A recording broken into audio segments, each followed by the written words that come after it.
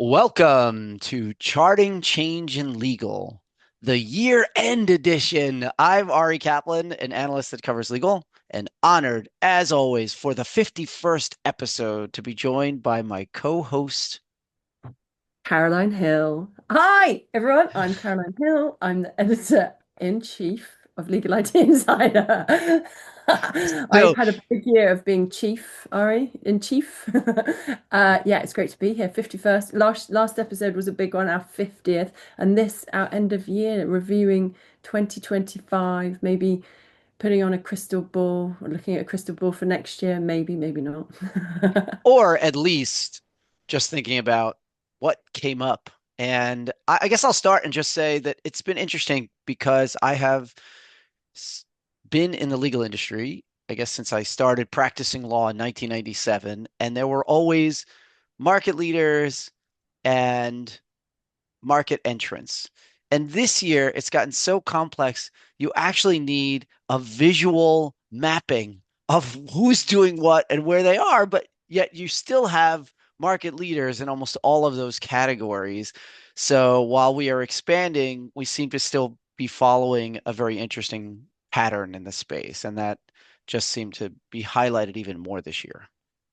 Yes. It our top 200. So we publish our UK top 200. We're doing the same for the US, and we created for the first time a Gen AI column. And not that you were just talking about Gen AI, but it was fascinating, to see the different types of technologies, and then as the year has evolved, to see all the partnerships between that are emerging. I think that's been one of the really key themes of 2025 is so we've had some big new players that are still quite new but becoming more established and very big in terms of customers and revenue raised. And now we're seeing this sort of proliferation of partnerships. So you've got the kind of battle almost to be the Salesforce of legal, which is, and then you've got beneath that the sort of the fears or the questions over, is this going too quick, and is it sustainable, and what do they own, and what's the IP, and so it's been a year of really big Is there a development. bubble? Is there a bubble? We talked about that last time. We will steer away from the bubble, but like it's quite interesting questions for the industry. We've got this sort of fast growth. Everybody's having to move quickly, but it's like, is are we creating the right infrastructure that's made of stone, not sand? I think that some really interesting times still. And your point about partnerships is a great one because now you see all these announcements about a firm or a corporation and a piece of technology, and that technology is no longer slotting in to solve a problem. It's much more being embedded to transform an entire workflow. And I think that's really exciting. I think that there has been substantial discussion this year about the changing nature of how we work, what the practice looks like, and how we value the work. And I'm excited to see how those questions are answered in 2026.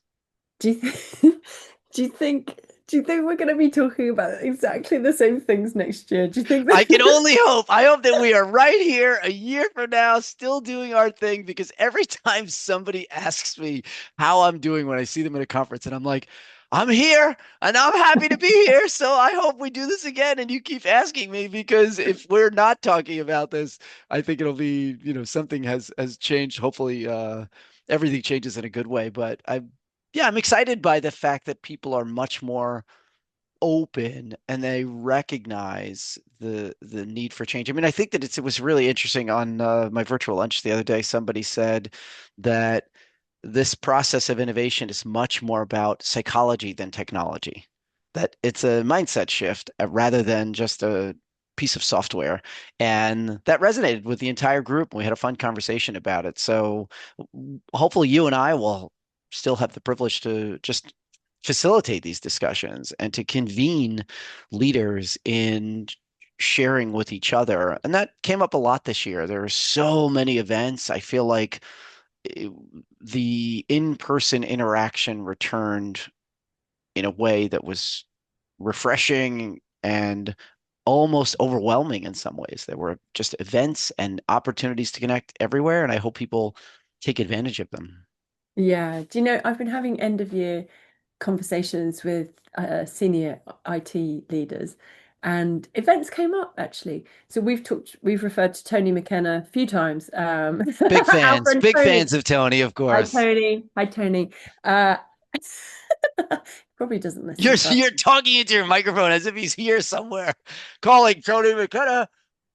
That's so silly. Off the rails in 3 minutes. Wow. so yeah. He was talking about events, saying, there's been some really good ones. I think it's funny because, it doesn't come up often in terms of how was your year and talk about events, but actually it's big, big part of this community, like that face to face, that sharing of ideas. We've talked about that from just a people perspective, but actually the events are such a big part of that, and we're very privileged to go to so many. I think there was too many for me in the last bit of the year. I got a bit overwhelmed, but where you get really good, genuine, authentic events where it's you strip away from you know, people trying to sell to each other probably, and you just focus on those human interactions. This year, I agree with you, has been a big year about people. How do you support people? How do you encourage people? How do you get people to adopt things? What's the psychology behind that? As you said, it's not you can give them what you like, but if they're not keen or they're not, in the right frame of mind or whatever it is, or haven't got the support, then it's not going to happen.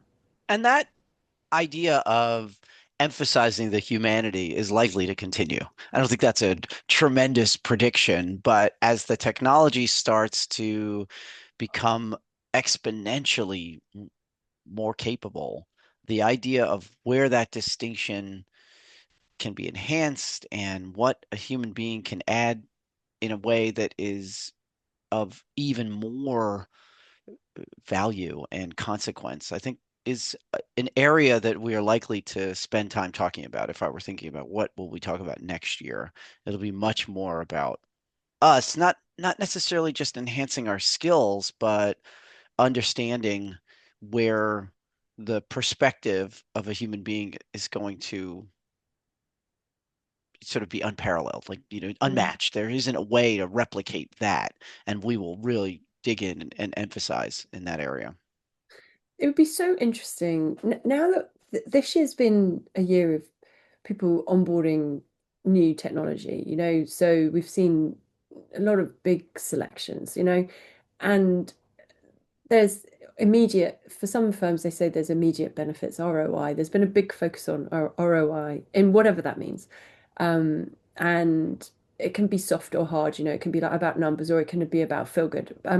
But it would be really interesting to focus on people in terms of I think the firms that are going to do the best are going to have people that are excited and who are thinking outside. Oh, it sounds so cheesy, my gosh. But anyway, thinking outside the box, and comfortable thinking about their roles in a different way, rather than threatened. I wonder how much that, if that could be a real give firms the edge if they start to work on those softer side of encouraging their people to feel secure. We talk about psychological safety in all kinds of different contexts. That's come up a lot this year. I think how do you give people that I don't even know if this is the right context for psychological safety, but I feel like giving people those soft skills and encouragement might be a really big game changer.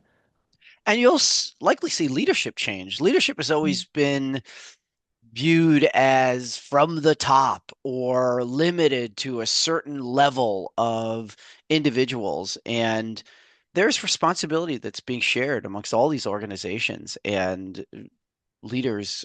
You saw this in law departments over the last few years where the general counsel was also given the role as the head of HR or head of compliance or sustainability. And in law firms, the role of managing partner chair has been shared with individuals, but you're starting to see responsibilities proliferate throughout the organization so that we kind of rise and fall as one. And lots of organizations are starting to see sort of a flattening of certain hierarchies, which is again likely to be one of the elements of success that you're talking about, whether an organization succeeds or fails. You're also, I was lucky to just recently host a roundtable of both CEOs in legal tech and general counsel of legal tech companies, which I thought was just an interesting group of folks. And in both cases, the insights that were shared were wonderful, just because there is this mindset of rowing in the same direction collaboratively in a way that elevates the entire organization, regardless of what your initial designated responsibility might be. So interesting. You've done some great chats. I mean, I'd love to hear whether there are any sort of specifics because I was speaking to I think I mentioned our last one, so I won't go on about it, but I hosted a panel with two GCs and they were saying they need more tech input to help them. But then I did in one of my year-end predictions, I spoke to Jennifer Swallow, who used to be our head of Law Tech UK. She's a legal tech advisor. Her prediction is that a significant amount of in-house work will be going away in the she said 20% was her prediction that in the short term, not the long term, that law firms will start to lose that chunk of work that in-house teams have worked out that they can do with technology themselves in-house for lesser costs. This doesn't come as a kind of what, but but but we've talked about this. Is it going to happen? And she's seeing it firsthand already, which I thought was kind of fascinating. I don't know if any of that came up from your chats with them. With this group, it didn't necessarily come up in that way, but I have been lucky to be studying this space. It'll be 20 years next year that I am on my own So young though, as an Ari. analyst that covers this space. And what what's fascinating to me is that we've seen this ebb and flow of where the work is being done and who's doing it and how much does it cost for a long time now. Every year in my e-discovery unfiltered report, I'd always ask, is you're moving work in house, and be yes or no, this kind of work is now, we took this kind of work back. I don't know that the total amount of work, I don't know, actually, I don't know what's going to happen to that, but I do know that since we're constantly using some sort of past precedent as an example of what may occur, the work has shifted for years and years and hasn't necessarily been reduced. So that'll be an interesting question and one of the main topics, but certainly everyone is becoming more empowered and more capable. And the question will just be, how does the landscape kind of shift that Mm. balance? Yeah, because actually, to that point, I spoke to a UK IT director, Ollie Bethel, at a law firm called Travers Smith. They do some really cool stuff. You probably know him. Do you know Ollie? Yeah. Yeah, yeah. So I mean, he's a super nice guy as well. And he was saying that they're getting more different work from clients as a result. They've always been super tech forward, right? Like so. And they're using Gilo, Sean Curran's tech, and he was saying that it's interesting that they're getting more work, and also, the type of, yeah, different types of work are going to flow. So I think you're right, Ari. I think that, but I also do wonder. uh, I mean, I've tracked this for a long time too, and I think it does go swings and roundabouts. I wonder, I think that you're not going to comment on this because you're Switzerland, but I think next year we might see some big blowouts, and obviously there might be some kind of a part of this is who bears the liability, right? So you might have, and one of the reasons the in-house team give legal team law firms their work is because they've got the insurance. So, it'd be interesting to see whether that actually comes to pass. Some people think that we'll have some, sort of big blow ups, and whether that then also changes the risk appetite. There'll be these things. It's not a one and done. I agree with you completely. I love that we really weren't sure what this was going to be about. And we went from just sort of interesting development and sort of land on this point about the actual essence of what legal work is going to be next year. What are going to be the big issues? My concluding point, Caroline, will be that it's actually super interesting time in terms of where legal work gets done, who gets to do it, who gets the opportunity to do it.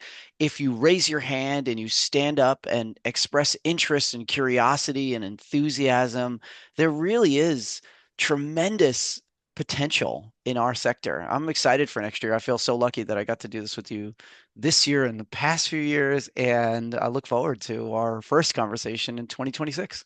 Oh my gosh, what a nice way to wrap up, Ari. Thank you. And I like the way that you focus on the fact that we started off not knowing what we were going to talk about, as if that's ever anything new, because because let's face it, that is how we That's start. the hallmark. That's That's how we start every conversation. And I love the fact that through being, hopefully good at what we do and having done this long enough and being fabulous to talk to and hugely knowledgeable and lovely and fun, we always end up having great conversations. So thank you for an amazing 2025. It's such a pleasure. awesome. Thanks so much. Bye, Thanks. everyone. Bye.